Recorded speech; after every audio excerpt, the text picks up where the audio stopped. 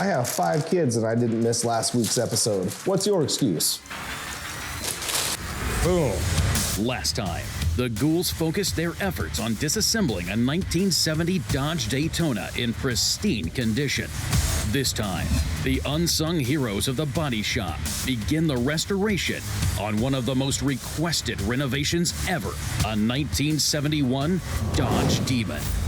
They're coming to get you, Barbara.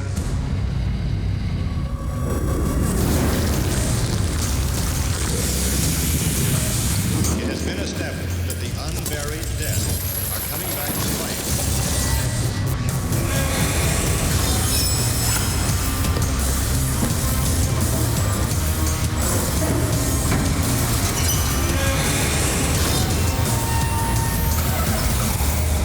Because of the obvious threat, this station will remain on the air day and night.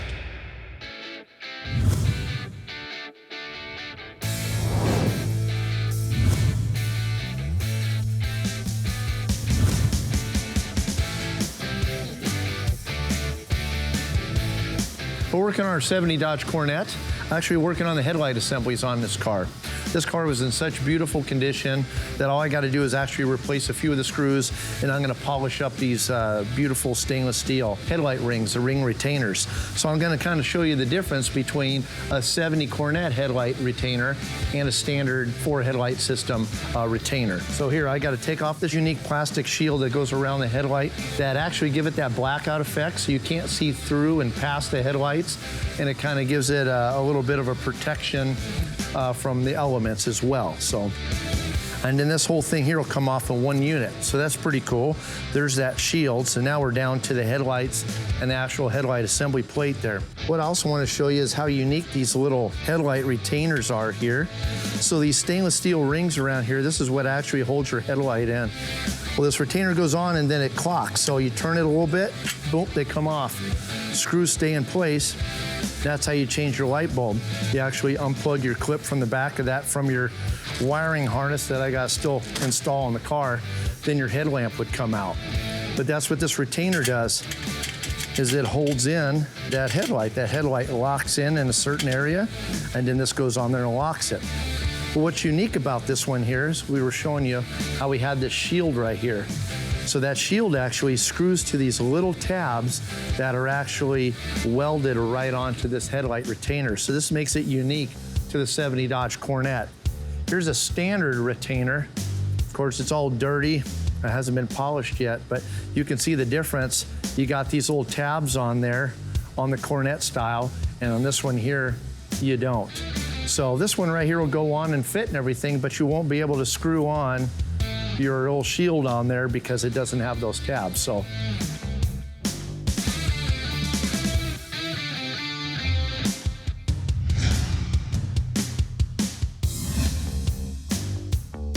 me and Adam's been working on the 71 Demon. We're putting patches in the quarters, replacing the trunk floor, doing the trunk extensions, putting a brand new floor in. When we were putting the floor in, we ran into a couple complications. One, the transmission cross member was all rusted out, but luckily we dug one up. Adam's been doing a terrific job on this car. I mean, this is probably one of the better cars that Adam's put together. I'm really proud of you, my friend. And we've got some of the patchwork done. I've got the left quarter already patched. I'm working on the wheel tub right now. I had to undrill the rear tail lights to be able to free it up so we can pull out the old floor pan and be able to put the new one in. One of the other complications we ran into, our rear seat pan where it goes underneath the main floor was all rusted out. So we had to put a big patch in. And it went really good and looks good. It's money. This is your first floor that you've done the whole process by yourself and did a really good job. Thank you, man. If everything goes right, we'll be right on schedule. So let's keep our fingers crossed and let's hope for the best, right, Adam? Right.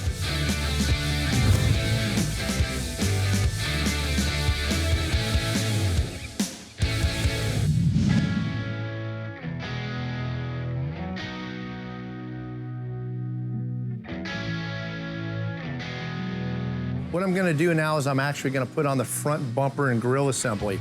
You can see it's right over there, it's all built out. So I detailed everything out, cleaned it, made sure it all had the right bolts and everything in it. So I actually got his headlight assemblies in here. And these here are actually gonna be, they're a little bit loose. They're just sitting in there. So once I get that grill surround in there, all the headlight buckets and everything is all built into the actual grill.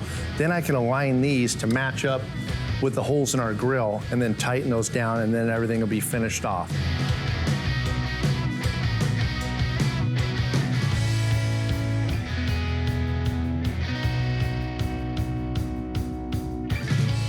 Woo! Baby's got a little bit of weight.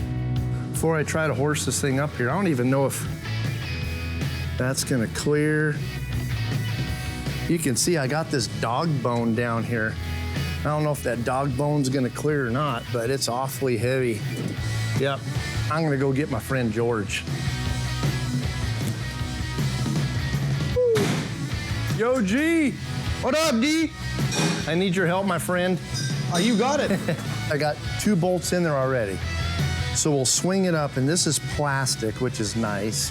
So this lip will have to get up on this, and these rubber deals will slide right underneath and hit these stops, and then I'll adjust these stops after. Okay. But if we could just get it swung up there and have you hold it, I could run the bolts into it. You got it. Sound good? So let's give it a shot and see what she does. All right, she should just kind of balance there. Okay, how you feel? Good? Good. So go ahead and just hold on to that sucker. I gotta Okay, I got it. Go get ahead. under here and get a bolt started. So I'm gonna go ahead and hold that up and run this in a little bit, then I'll come to your side. All right, buddy. How's that sitting? Not too bad? Not too bad. God. Looks pretty cool, huh? I like it. Mean looking. Oh, yeah. All right, buddy. Thanks for your help, my friend. No problem. Anytime, Appreciate man. her. Stay tuned. Dave educates us on the history of the Dodge Demon. Mark opens the Dave Weiss books to teach us about spark plug wire brackets. And the body guys continue the intricate metalwork process on the 1971 Dodge Demon.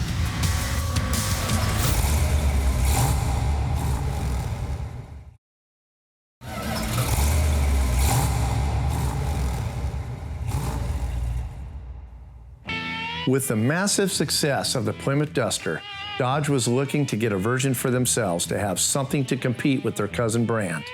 What they did with it was make one of the most controversial Mopars of all time. Dodge liked the name because of the marketing gimmick they were going to use when they invited customers to come and get a demonstration.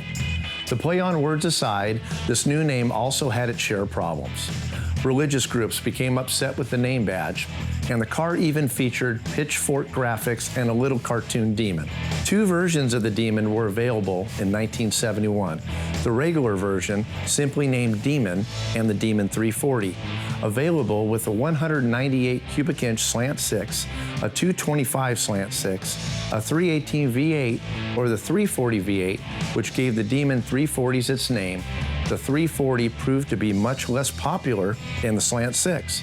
Optional on the Demon were the iconic blacked out dual hood scoops on the hood, and it had a rear spoiler. The Demon also came in any of the 5 Dodge high-impact colors, such as Plum Crazy or Citron Yellow. Unfortunately for the Demon, poor sales and a potential boycott by religious groups who had taken to protesting Dodge in 1972 forced Dodge to retire the name in favor of something that couldn't be taken poorly. The Dodge Dart Sport and the Sport 340 took the baton from the Demon. That is, until 2017, when Dodge announced the new Dodge Demon SRT.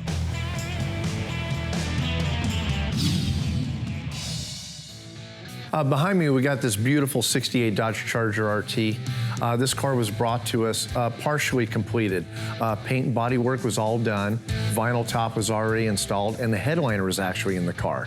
Along with all of his parts, a lot of them restored, some of them unrestored. In totes were all inside of the car. His seats were done, he had carpet and so on. So it was kind of nice actually having a car that all we had to do was kind of detail out and assemble. The unique thing about this car is a 1968 Dodge Charger RT with a 440 Magnum, and it has factory air conditioning. Air conditioning is kind of a rare commodity, especially in a big block car. Just a little bit ago, I actually received from Classic Autowear the restored original heater box that was inside this car. So they actually did a lot of the lines. In this case here, the compressor was already done. We just had to reinstall the compressor on the car. But Classic Auto-Air did a fantastic job rebuilding this box. Yeah, when it comes to air conditioning, the heater box is a lot more complicated. You got vacuum pretty much operating all your doors. You got a much larger heater core, and then you actually have to operate different vent systems as well as the defrost and heating cycles. So there's a lot more going on inside this heater box. Classic Auto-Air is the best in the business for restoring these original OE heater boxes. Once we got it in, you know, I kind of checked it out, went through it, made sure all the cables and all the vacuum lines were on. I went ahead and installed it in the car. So once I got the heater box in, then I was okay to put the dashboard in. We already had the dashboard restored, so all we had to do is install that in the car. Then, of course, I can go ahead and do all my A-pillar moldings, my upper windshield reveal moldings, my side reveal moldings. And of course, whenever I go to put in the upper reveal molding on the windshield, I noticed they actually removed the clips from the front part of the header where the actual reveal molding mounts to. So I actually had to kind of cut back the headliner just a little bit to expose the holes where these clips go. And I was able to actually put those unique clips back in place and get the upper reveal molding reinstalled. Now that I got those clips installed, I can actually got something to screw that upper reveal molding to. So I'll go ahead and get that installed, the sun visors and the rear view mirror. So now with all that molding installed, the dashboard installed, we can go ahead and do the seats. I mean, basically the seat sill plates, final kick panel installed. I mean, it's right there, really close, almost ready for the road.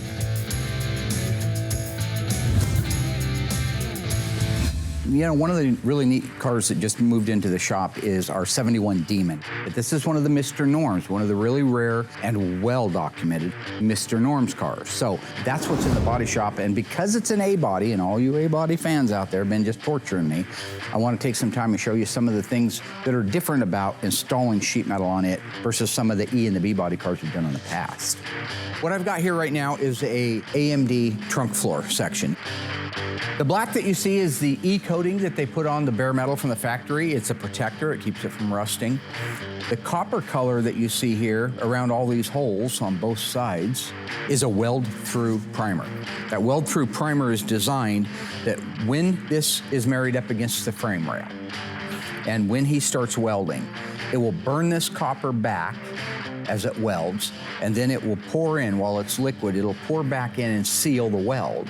We don't have the luxury that the manufacturer did of doing all of the welding on the car, having it completely done, and then dipping it into a vat and bringing it back out so everything was protected. We have to weld them in place on the car. The only dipping we do is to strip them. So that's the main thing for that weld-through primer is we need to put something around the area that's gonna get so hot so that when we're done welding and penetrating, it can seal back up around it. Kind of a miniature version of what the factory did when they dipped them after all the welding was done. So on an A-body, the only thing you have to watch out for on these trunk floors, and this thing covers almost every year of A-body as far as interchangeability, is the spare tire hold-down bracket. Okay? These areas right here have been ground down to bare metal. They'll also get some copper weld-through primer on them. If you look at the original part, here's what we want to do. This is the original trunk floor section that came out of the car. We cut it out in pieces, but we kept intact the original hold-down bracket, how it goes, where it goes, what position it faces, etc. Because here's your brand new AMD panel that's going to go into our new trunk floor. So if we set it there like that, we know the large keyway part of it is on the left if the hole is in the back. If I lay that down in there, you can see that the lower hole aligns well with the upper hole. So that means this keyway piece goes in our new panel exactly the same way that the old one did.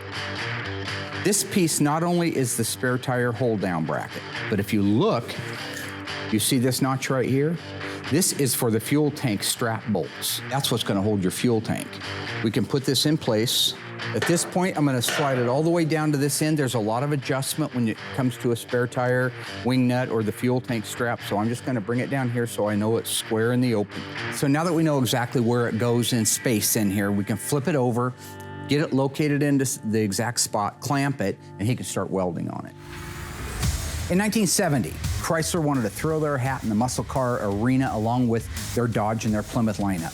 So they teamed up with Hearst, and they built a 1970 Chrysler 300H. H stood for Hearst. This car was painted one color. Every one of them, all 501 of them were painted the exact same color. All of them had a 375 horsepower 440 TNT engine, and all of them were automatic transmissions. The question is, what was the color of the 1970 Chrysler 300H? Was it TX9 black velvet, EW1 alpine white, or GY4 light gold? You stay tuned after the break, I'll give you the answer.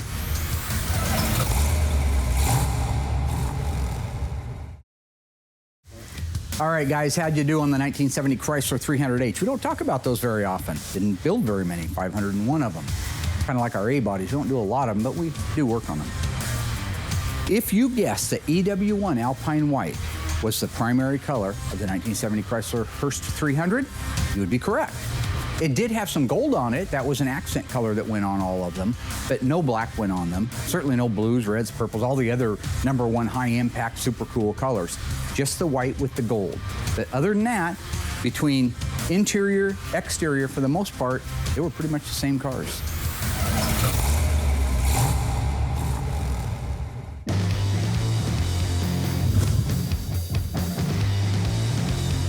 Now that all the interior is installed in the car, I kind of go through a little final systems check. I want to make sure the brake lights work, of course, headlights, all that stuff, so whenever we get it on the road and road test it, it's actually street legal.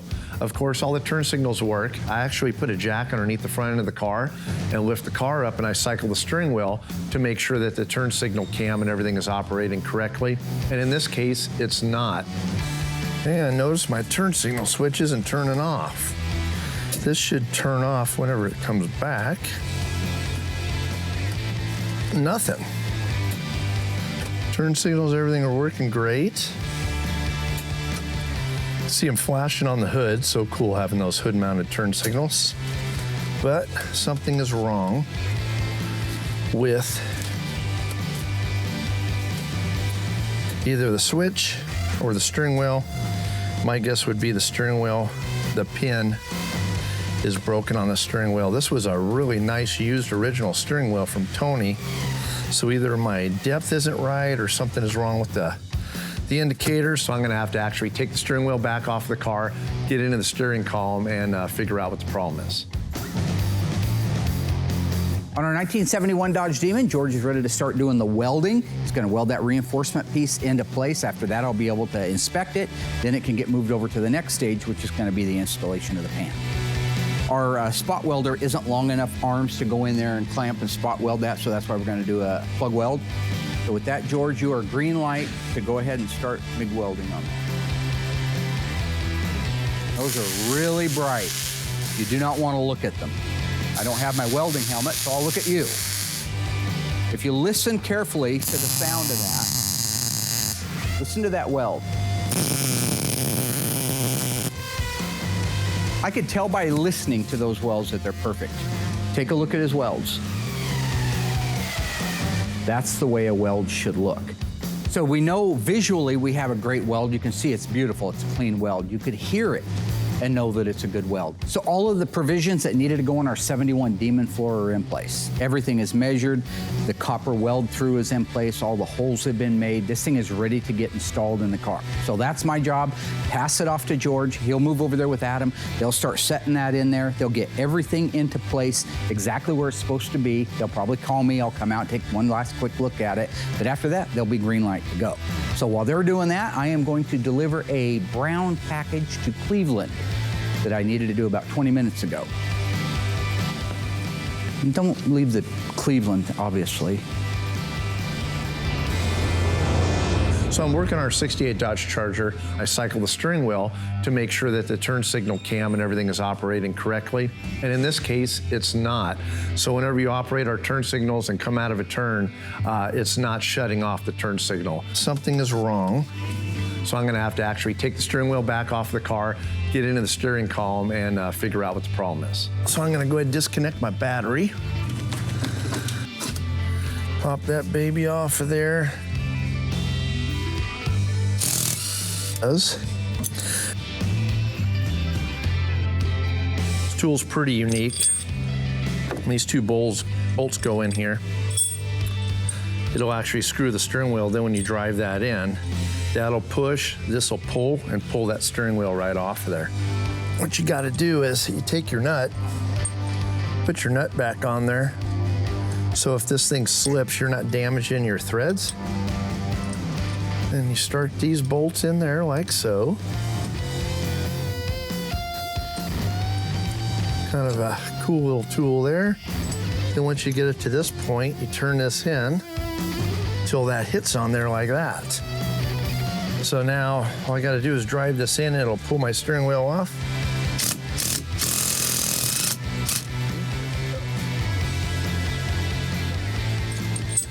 So there you go. So then once your tool comes back off, hopefully without your socket, then you undo your nut there. And that dude will pop right off of there.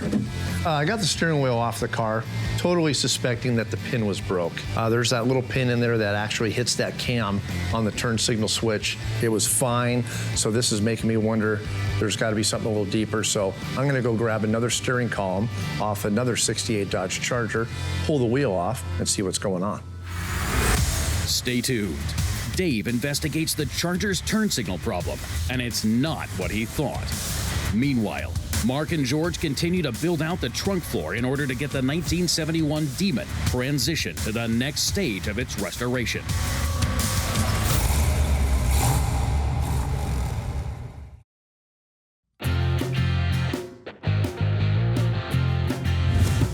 I get asked a lot about the torque boxes on these B-body cars. So I'm gonna go ahead and use an example of our 68 Dodge Charger, which was not equipped with torque boxes, as opposed to our 1970 Dodge Coronet convertible that has equipped torque boxes. Okay, what we got right here is our 70 Dodge Coronet RT.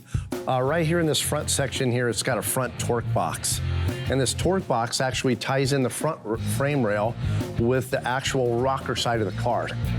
And as you go down this car, on the convertibles, they put a really heavy piece of angle iron to reinforce the rockers. That reinforcement runs all the way down to right here. And here is our rear torque box. As you can see, same situation as up in the front. This rear torque box ties in the rear frame rail with the rocker. Being that the car does not have a roof structure, the cars tend to twist a lot more. So by putting torque boxes on the frame rails and actually adding a reinforcement channel in the rocker actually strengthens up the body of these convertibles. So this is basically the same body style as that, even though that's a Coronet, this is a Charger. Same style of car, the 68B body as opposed to a 70B body. As you follow your front frame rail down, you can see right here, all this has is this little lower splash shield that ties into the frame rail, and there's nothing behind it. And of course, on a two-door hardtop, you got just a standard roof on the car, so you got that support on the roof, and so it actually does not need that heavy-duty angle iron inside of the rocker to support the body. So there's basically, in a nutshell, the difference between the convertible and the hardtop. So there you have it. Hopefully you learned something.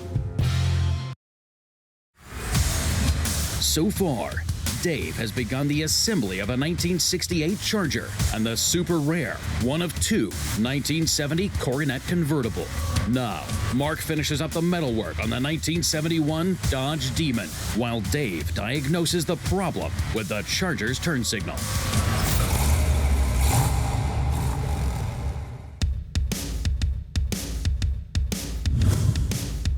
You know, one of the really neat cars that just moved into the shop is our 71 Demon 340 4-speed, but this is one of the Mr. Norms, one of the really rare and well-documented Mr. Norms cars. If you remember when I was over there talking about the holes that are in the floor, they marry up against this flange of the frame rail on both sides. That's why when you look at that pattern, you'll see it matches this frame rail footprint, as well as this perch holder back here. This leaf spring hanger area, this boxed in area. They'll put it into place, mock it, clamp it, make sure it's where it's supposed to be. Then they're gonna use self-tapping screws in between the welds to marry the two panels together. Because if you remember, I was talking about how tight the metals have to be before you start welding them. You don't want to gap and then fill it with plug weld.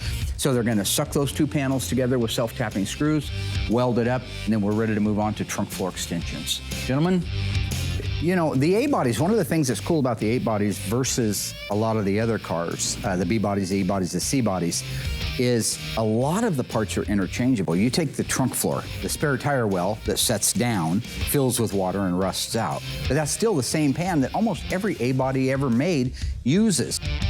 I've been buying from Auto Metal Direct for probably as long as they've been in business. Over the years, they've spent the most time, the most dedication, the most research and development on their parts than any other company on the planet when it comes to this sheet metal, this replacement sheet metal. So I'm real confident, even if something comes to me and it's not 100%, 1000% perfect OEM, it's so close with just a little craftsmanship you can make it work. Same gauge, same metal, they work, they function, they stretch, they straighten, exactly like the OE parts.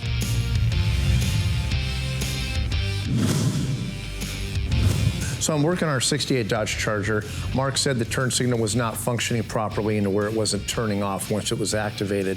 So I actually pulled the steering wheel off the car. I'm looking inside at the pin and everything looks fine. So now I got to actually diagnose a problem, figure out what's going on. So I went ahead and grabbed an original 1968 steering column and pulled the wheel off. Laid them down, compared them. It turned out it wasn't the pin after all. The way this operates is, say you're going to turn right. You flip your switch up the right turn, turn your wheel. When you come back to the straight position, that little pin inside the steering wheel pushes this part of the cam and pops it back into the neutral position. Once I figured out that the pin actually wasn't broken on the steering wheel, I started taking some measurements. I discovered that the original one, actually the cam threw a lot closer to the steering shaft than our aftermarket turn signal switch did. The measurement is too far away from here, so our pin is just freewheeling in there and it's not hitting this. Now that I know where our problem is, I just got to make an adjustment on that turn signal switch and get that cam to actually throw closer to that shaft. Once I get that problem solved, it should be just fine. So we're all tight here now. We got our adjustment on our switch there. All right. And there it is right there. We're gonna give this a shot and see what happens. All right, so let's try a left. So we're going down. So it should be fine. Then it should pop back up. Look at that, huh? Now we're gonna do a right turn. Right. Switch off. And voila, problem solved. Very nice. Yes, I like it. Hey guys, I own a 1970 Dodge Dart Swinger 344 speed car in factory FC7 Plum Crazy Purple. True or false? Dodge only had 2 assembly plants building the Dodge Dart Swinger 340s back in the day. Answer coming up after the break.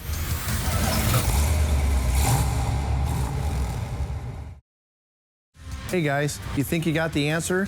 Did Dodge only have 2 plants that built the Dodge Dart Swinger 340s in 1970?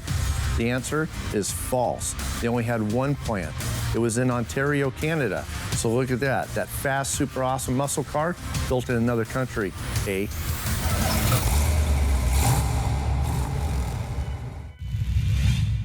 Welcome back to our Getting Wise feature here. This week, what I want to talk about is the spark plug wire retainers. Now, we're not going to use this manual this time.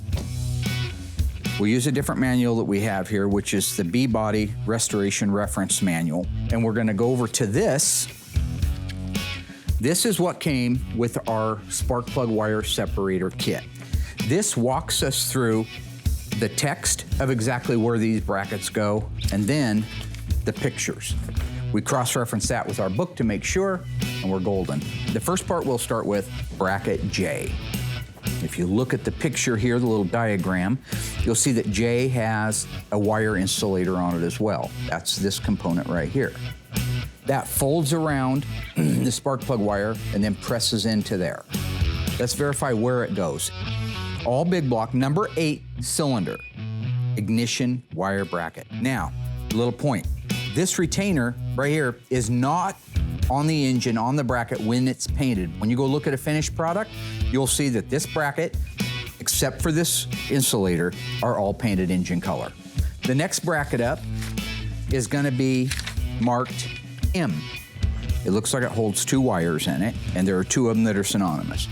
It bolts right under the side head bolt between cylinder number 2 and number 4. It holds spark plug number 4 and number 6. This one on the left-hand side and this one on the right-hand side, just about like that right there. And so we take a look at the next one is N. This one holds all of the 1, 3, 5, and 7 on the driver's side of the car. Really small hole here. That's because the bolt that holds this in place is used to hold the valley pan retainer in place as well. F. This is the one that bolts to the thermostat housing. Let's take a look at it and compare it to the actual picture itself. You can see that it has the flange at a 45, goes up, it has this piece on it. This is saying all big blocks. It bolts underneath the right thermostat housing retaining screw. Last 2 we got. One of these is H, and one of these is G. You'll notice there's a slight bend. Which one do they want? I always go to G first and rule it out, so I'm acclimated with the bend. All big blocks, bolts to the left front, so that's the driver's side front exhaust manifold stud, and it holds all left wires except for on C-body applications, that's true.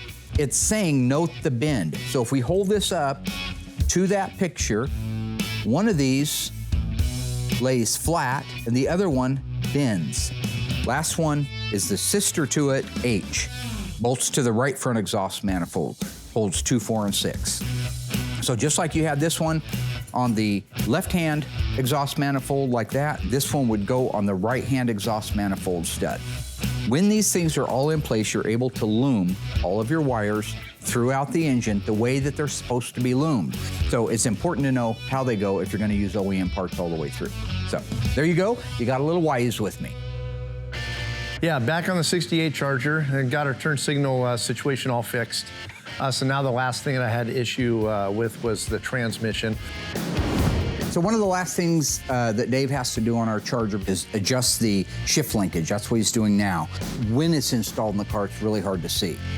So I mocked this whole setup here so I can show you exactly how a Mopar 6870B body, at least, works in the way of shift mechanism. So what I've done is I've rounded up an AMD console mount bracket. This would be normally welded to the floor of the car. Everything from here, where my hand's at, up, would be inside the car. And so what I want to do is I'm just going to show you how the basic system works, and then we'll talk about some of the actual components themselves. Right now our transmission is in park. This yoke that you see back here, this would normally be a drive shaft that would go back to the rear end. If I try to turn it, it can't turn. It's engaged to what they call a park pawl. That's an internal mechanism in the transmission that when you put it into park, you can park your car on a hill and it won't roll because it's in this actual park pawl. So we know it's in park. We're just gonna run through the gears, okay? We make it one movement, reverse, neutral, drive, second, and low. This is when you start out if you're in drag racing, all the way down nice and low. All the way back up with the button depressed takes you into park. This is the shifter mechanism. On the back side of the shifter handle is a relay rod that goes up to this torque shaft, this bell crank. It takes the energy through it, goes all the way down here to a lower lever that's welded on. At the end is our relay rod that goes over to the selector lever in the transmission itself. Those are the key components to how this shift mechanism works. So let's just walk through it now at a closer, slower pace. The first thing I do is I press this button down, and the reason for that, this is a safety button that keeps you from coming out of park or going into park accidentally, as well as controlling the ability to shift up and shift down. So I press the button down, I go into reverse. So again, reverse, park, reverse, park, reverse, park. And if you look at the end of that rod, you'll see there's a flat, finished off, machined off area. That's because it's this section of rod that is adjustable. That's what Dave's working on. It goes through this coupler right here and into this control arm, this arm that actually selects and tells the valve body what gear we're in. So essentially what happens is this bolt goes through this block and it puts pressure on this shaft right here. If I loosen that up, it's a 1/2 inch. You can see I can actually move that shaft With that bolt loose now, and notice how you're not hearing anything? And if you look down there, you see all that's happening is that the rod is going in and out of that block. It's not moving anything because the bolt's loose. And the best way to adjust this accurately, which is what Dave's doing right now, is to take the shifter, move it back up into park. Then we go down to this lower rod and we make sure it's in park. So we'll go forward, come back. I would say, going back here, we are in park. Now, we just merely tighten that bolt down.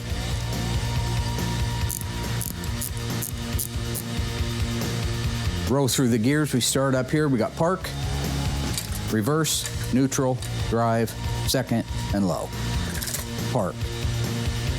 On his case, he's got this out of adjustment, and so what happens is, I am in park right now, according to this shifter. Let's just cheat and say we're off a little bit. So here's our tab. We've talked about our tab. We're starting park.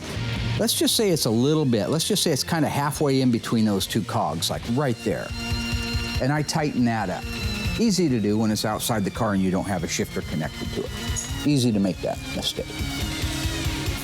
Now, when I go into park, which is right there, even though the shifter says I'm in park, that lever knows it's not because it's out of adjustment. So in our Charger, what Dave was saying was if he slams it all the way forward into a position, then he gets the engagement of drive. And that is how the shifter mechanism works, at least in the 68 to 70 V models. So there we go. So that should do it. So we should be able to pull that into gear and take off and drive. Cool.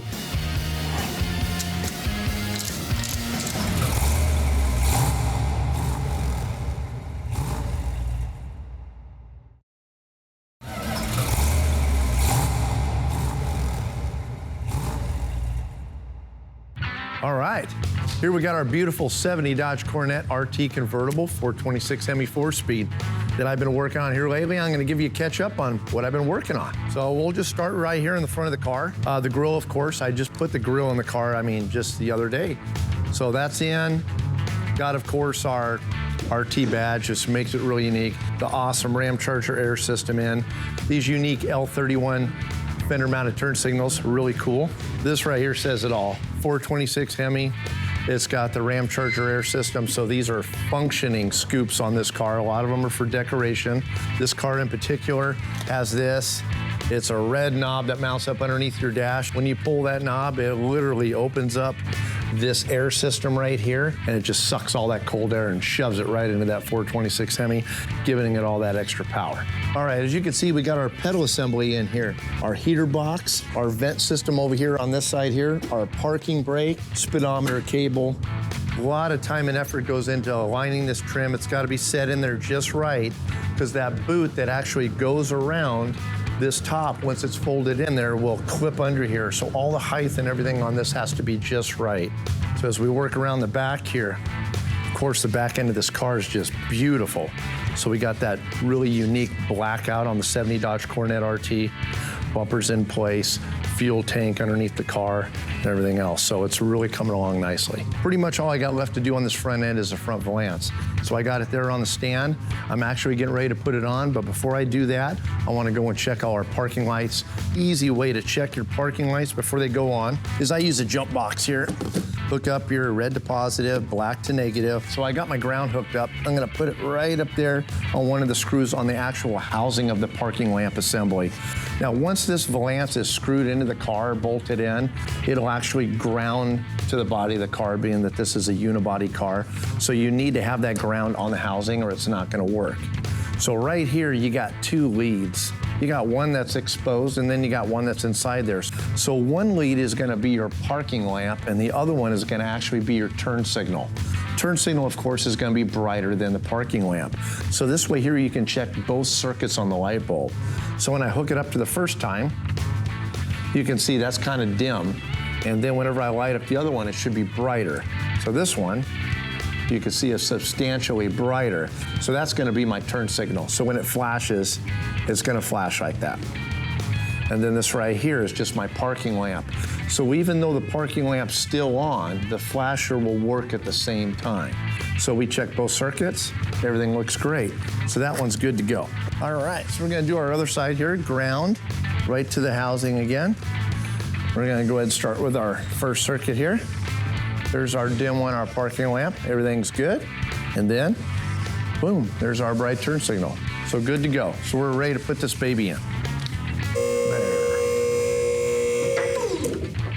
Way this kind of this way, really ginger-like. Just like that. So what I want to do is get these two started. This will give me a little bit of room to kind of play around. So I kind of check my edges here, make sure I'm not bound. Looks pretty good there.